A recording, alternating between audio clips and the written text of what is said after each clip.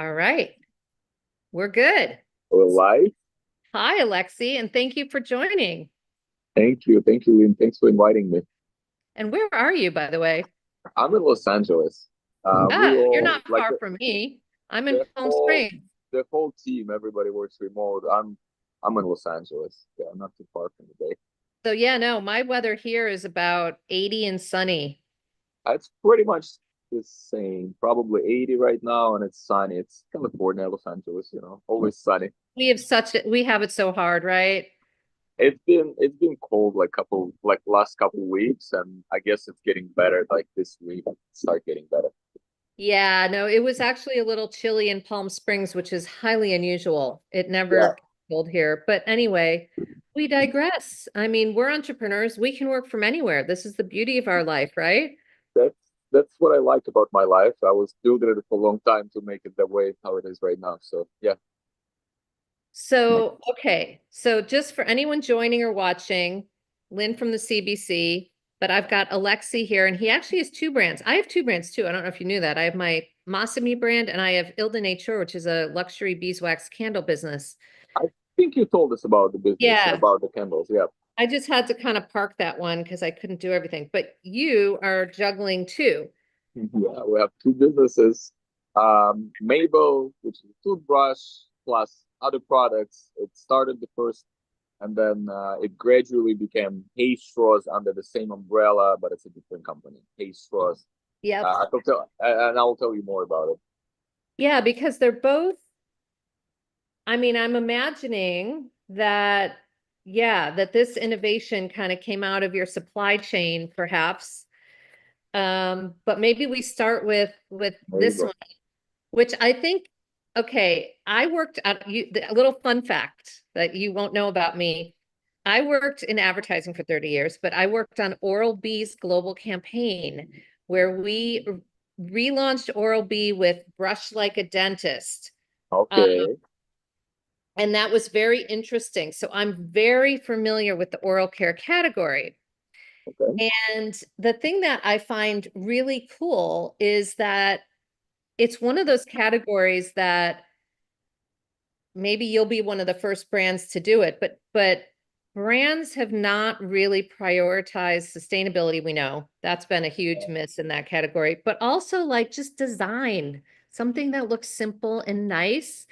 Because I'm a sucker for good design and I want to like make my bathroom look decent, you know? But You will with be your surprised product, when I'm gonna tell you more about this design. You're gonna be surprised. okay, So, so but how yeah, it you've all got both is started. my point. So Yeah. I used to live in New York for a long time, starting from 2013, probably up to 2018. So somewhere in 2013, that's when Dollar Shave Club became popular with their Oh yeah. viral ad. Everybody were talking about Dollar Shave Club. So me and my friend we were discussing what else can we start on subscription base, right? Because obviously Dollar Shave Club make a Yeah. disruption. So we're like, what else people need and what else they need on subscription basis, basically, every week, every day, or every month. And somehow we were discussing it at the bar and we came up with an idea that toothbrush. People usually need a toothbrush and they always forgetting to change the toothbrush. So I got home and I started drawing, and I'm not a designer, especially I'm not a I never designed anything, especially any product. So I'm an engineer, but I'm aircraft engineer. That far from designer, at least. That far, yeah. So I started drawing on my iPad, and I was just drawing different toothbrush shapes, and somehow that was one of the first designs that I drew. So I brought it up to my friends Wow. the Okay. next day, and they were like, "Wow, that's so cool!" And I'm like, "And look, this toothbrush can stand on its own, right? So you don't have to have like a cup, like the holder." And everybody was like, "This is cool!" And you have different colors, and I was like, "Yeah, at the bottom you can color different colors, so everybody knows which toothbrush is, So, dad's, mom's, and son's, whatever." And then I started looking for a supplier, and I found few through Alibaba, and I started my really, really, really long relationship with one of the manufacturers that we still work with. Has been since 2013. But that time I didn't have enough money. That toothbrush became really expensive. Everybody was like, "No, Alex, you got to choose like one of our standard designs. yeah. Yours is gonna be like $2 a toothbrush." And I'm like, that's impossible, right? I can't really sell it for that much. And they were like, how much do you want it to be? I'm like, I want it to be $1 or cheaper. They're like, it's impossible with this design because there's so much waste. Like, and they were trying to explain me how the whole manufacturing process works. And I'm like, I kind of understand it. It's just like you understand that physically it's not going to be able to sell it. So I was battling, right? And the toothbrush basically never become available online, like for sale. And then I met Emma, my current business partner, and then I met Gilmar, who's also our business partner, and they were believing in the product so much, so we literally invested money in it, and it became a product. Like instead of being on my shelf, it became a product that we produced and we start selling, and people actually love the design a lot, and we got invited to a lot of you know fests and a lot of trade shows and other places, and we're like, it's cool that people likes the design that I actually drew on my knee. Like literally, I just bought a new iPad and I was just playing around and I drew that design. That was the first and the last design that I ever did for product. Sometimes So it's just one good one, right? and look, obviously the idea was at the beginning I was like, hey, we want something on subscription, but we want to be sustainable. That's why it became bamboo right away, and then the package became without the glue and the ink only with soybean ink and other things, right? So the whole idea from the get-go it was start something sustainably, something good for our environment, something that's not going to harm it. And Emma was a good partner with it because she was deeply in sustainable lifestyle and she was, into it, and she actually teach me a lot. So it was a good partnership. What an amazing story. I love that because you just okay, this is where your engineering brain really helps you because you intuitively are problem solving all the time. And I actually think like, why hasn't somebody made a toothbrush that can stand? Like it's so obvious, but like nobody, they're all caught up in making the bristles go like this. You know what I mean? Like if you look at all those new toothbrushes and the bristles are all like this and they're Yeah. all Yep. but actually one of the things that I learned working on Oral-B is that if you brush with a manual toothbrush, which is straight like this, you Yeah. can actually, if you brush properly, it can be just as effective as a lot of those more high-tech seeming ones, but most people don't know how to brush properly. That's what we find out when we started it. A lot of people who were advising us, they were giving us some advices and saying that hey, the toothbrush is basically every toothbrush is the same. It all matters how you brush the teeth, like the technique that you use. Right. And it's just, it's like people don't like to blame themselves, right? So like if they go to the dentist, they're gonna just be like, but I'm brushing every day. But no, you're not brushing well, you're not brushing correctly, you're not. And you're not brushing enough. You're supposed to do it at least 2 minutes, and not a lot of people do that. That's true too, which is also interesting. But then you guys also have, which I love, you made the case for the toothbrush, which is so great for travel. Yeah, Everyone needs that. And then also made out of bamboo. And then you also have the floss. the And floss and did not realize until Emma sent me the article for the last magazine that a lot of floss is not sustainable. Like I just didn't think about it. a Or it's lot of floss is not sustainable. That's correct. And I really love our floss, and I have a lot of people like from my friends who's commenting, and they like, dude, this is the best floss that we ever tried. The taste of it is good. It doesn't break. The package is amazing. That little metal yeah. cylinder that we have is so good, and it looks great and it works well. So yeah, our floss is great. I love it. That's what I usually use. It's like how no offense, but how are you like one dude making products that are better than the industry has made for 40 I wouldn't put it only on myself because the rest of I did design the toothbrush, right? So it wasn't Emma, it wasn't Gilmar, it was me. But the rest of the product, the whole team designed. So we were working on it. So everybody was involved, and I would say for the floss, I think it's Emma's design. So she's in charge of it, and all the props to her. She's really good on it as well. So yeah, the floss is something that I love probably the most out of everything that we have. and then you even have the swabs. swabs, the cotton swabs. Yep, everything made from bamboo. Everything made sustainably. The most important one is the package for me because I feel like a lot of companies when they try to do something good, they still forgetting about the package and they just put it in the plastic package and basically the whole purpose ruined right away. Like I don't know why they do it. Like no one's telling them about it, but yeah, the whole package situation, like we have it covered and everything is. We don't even use glue in there. Like even if it's glue, it's a soybean glue. That's fantastic because you're right. The packaging can be challenging. I mean, we try not to do like secondary packaging with type products, so at least eliminate that. But a lot of brands still have it, and a Put it in lot a of plastic bag for some reason. it's interesting because I was just talking to another founder about this, how our value equation is a bit challenging sometimes when we're selling high quality products and they're more expensive than what you can get in a mass supermarket. Now, in your case, I don't actually think that's true. This is pretty comparably priced. I We mean, I mean that was one of our main challenges to get it priced well and yeah, correct because I mean obviously you can produce really, really expensive and really, really good toothbrush and then nobody will buy it from you because it's gonna be too expensive. So that was one of the challenges. So to find the balance between amount of toothbrushes that you produce and getting it as cheap as possible because usually like you have to order millions of toothbrushes to make it cheap enough for people to yeah. buy it from you. Crazy. But yeah, no, you guys definitely did a good job on the pricing. I think a lot of us are premium priced because our ingredients are super high quality and, the supply chain is what it is.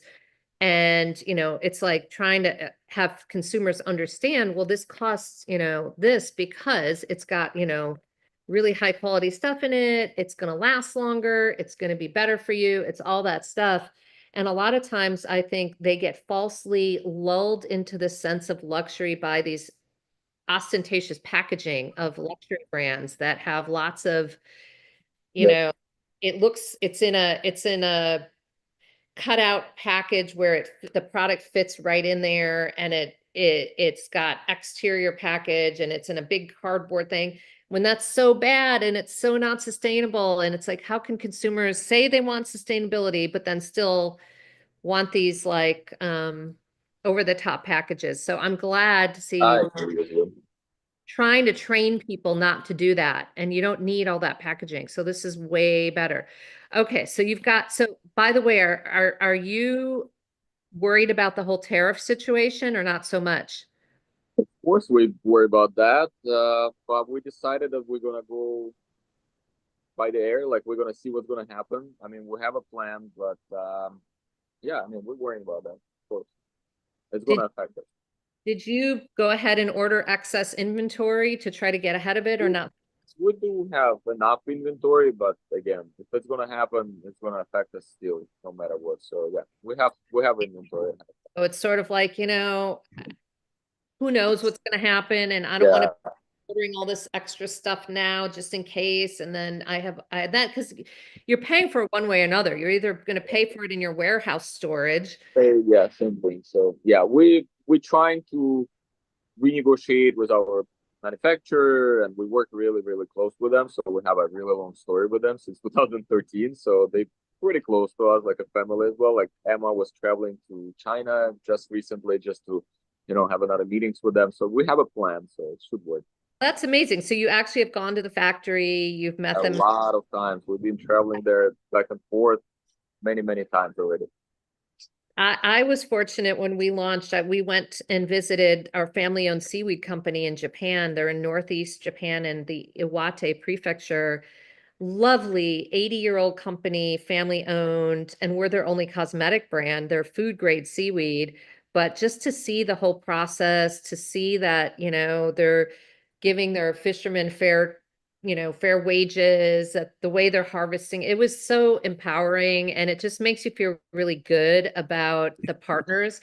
And it always amazes me when there are these brands that have like in your case, heavy reliance on bamboo, in my case, heavy reliance on my hero ingredient, macabu, and they don't bother to go and check it out. I don't believe in this type of relationship when you don't go there and see your suppliers and you see your manufacturer. That's not gonna work. And if you produce in like few pieces, then possibly. But if you do a big business, there's no way you can rely on someone who you only see online through Zoom and not even Zoom, sometimes through email, it's not going to work. Like you have to be there. You have to build a relationship. That's really, but it's part of your team basically. Right? Like, I think it's so interesting. So then is that how you came out of figured out this one? Yep. Yep. Okay. So we literally just I'm gonna we show. got some idea from a factory next to our factory, and we just saw a bunch of wheat stamps, and they were doing different things out of it. It wasn't even the same factory. No, it wasn't the same factory. So they were doing the different things like chair covers and the cowboy hats, and that's how this is the one that you have is a jumbo one. So this one is made from reed stem, REED. So the first product that we had was a regional hay straw made from wheat stems. So we Okay. literally saw them doing different things, and that's how the idea became reality. We were like, look like straw, let us try it. So we tried it, and it's a straw. So we brought a little bit to California to our friend restaurant in Palo Alto, and his name is Rocco, and he was like, "This is amazing! Everybody talks about these straws. Like, give me a case." And that's when we were like, "All right, that's probably a business. So let us try to put it in a box and a case, and make sure that we know the pricing." And let us go back to China and figure out the production. That's when we build our own production line, and it was a long process. It was 2018 to 19. That's when the US was banning plastic straws. They were banned everywhere in the world, basically. So it was number one news everywhere. So we were one of the first ones who became with an idea to produce straws made from wheat stems. That's a good idea again, because people immediately went to, paper, and those we know are terrible. That was terrible. That was still terrible, and still people still using paper straws, and I don't understand why. Because every time you meet the restaurant owners, and I work with a lot of them, I'm more in charge of sales in our company, so I'm meeting and talking to restaurants every day, and like they all hate paper straws, and I don't understand who's buying them.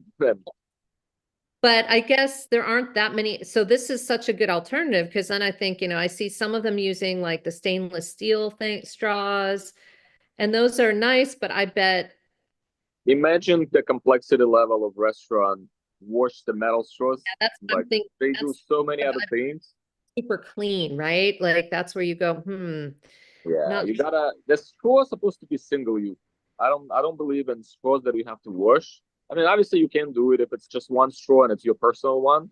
But when yeah, it's in a restaurant facility, when like there's a lot of things happening, that's like pretty. how would you trust the straw? Like there's sometimes a plate is dirty and the cup can be dirty, but straw most likely is not gonna. You're not gonna wash it completely. And these don't have any gluten, right? Because No, no gluten.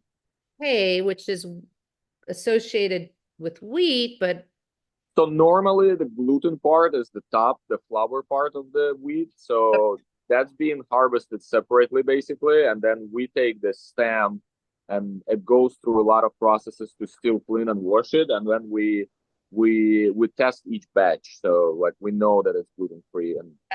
and what would happen to the stems if you guys weren't making straws? Would they just Uh, get, that would get burned basically, or just I mean, it's basically an extra income source for farmers because most likely they're gonna burn it. They're gonna use it as a feeding for the cows, and basically there's not a lot of usage for that. wow, so that's another way you're creating like a circular Yeah, economy, yeah, thing- something that would maybe otherwise just be waste. that would be waste. Yeah, That's that's amazing. Okay, so that's super cool. So what is your favorite product out of everything you've made so far? I mean, as I told you, I love our floss. It looks really good. For hay straws, obviously it's hay straws. It's really cool to go to a restaurant and get a drink, and then you Pull out see a your straw inside, and now you literally they serve it with your straw, and it's the best feeling in the world when you start talking to bartender and they're like, "Oh, we love it. You know, we've been using it for a long time," and then you tell them that you actually created this product. They like surprised, please. So yeah, that's really good feeling. So probably hay straws is my favorite product. That's something that we're super proud of. I love that. No, that's such a great product, and it does seem like kind of a no-brainer for any restaurant. So anyone listening who has a restaurant connection and you want to get hay straws in there, I mean, come on, this has got to be one of those word of mouth things that we could just, It right? never gets soggy. It's never gonna disintegrate in your drink. It's way better than paper straw, and it's obviously the best alternative for plastic. Because there's a PLA plastic available right now. Everybody calls it eco plastic, which we try to fight now, but it's still plastic. PLA plastic, it's still plastic. So Yeah, no, it's still plastic. It's very interesting. So actually, there's one of the CBC founders, name is Annabelle, and she has deep connections in the restaurant industry. So I think I should connect you could you guys. come back? Yes, please. I would love a connection. Yeah, because I think she might be able to help you get in a few more places. But okay, so what's next for you? You've got all this stuff going. I mean, Are, we'll have a couple ideas in our sleeve for both companies. So we're launching new products that I cannot tell you about yet. Um, Actually, one I can. So it's gonna be no, I can't. I'm so sorry. I can't. that's okay. So yeah, we're launching new products for hay straws. It's gonna be something that's gonna replace single-use items at the restaurant. So it's also gonna be not plastic. It's gonna replace plastic single-use items to something better. And then yeah, for Mable, we keep adding other products that people need in the bathroom. So that's the whole idea. So, yeah, I launching love new products, developing the brand, making sure that brands get recognized, working on our TikTok, and yeah, very yeah, good. and then, are you traveling a lot these days or not so much? Yeah, we all travel a lot, so we take our laptops. Emma right now in New Zealand. She's back home for holidays. I'm in Los Angeles, but I'm thinking to go to Costa Rica to my friend's house for New Year. And yeah, we travel a lot. Yeah, me too. It's The been, mountain. yeah, I'm back in California for the holidays, but then I'm headed to um, New York and then to Bologna, which is gonna, Nice. yeah, we were just there in November. I have my really close friend who lives in Bologna, and I've been there last summer. Oh, you'll have to let me know. We will be spending a lot of time there. So it is the culinary capital of Italy and the beauty capital of the world with Cosmo. Beautiful, beautiful city. I've been there last 2 times So, all already. right. Well, this was lovely chatting. Thank you for doing it Please. and have a great holiday. Thank And you very much. Merry Christmas and yeah, safe travel.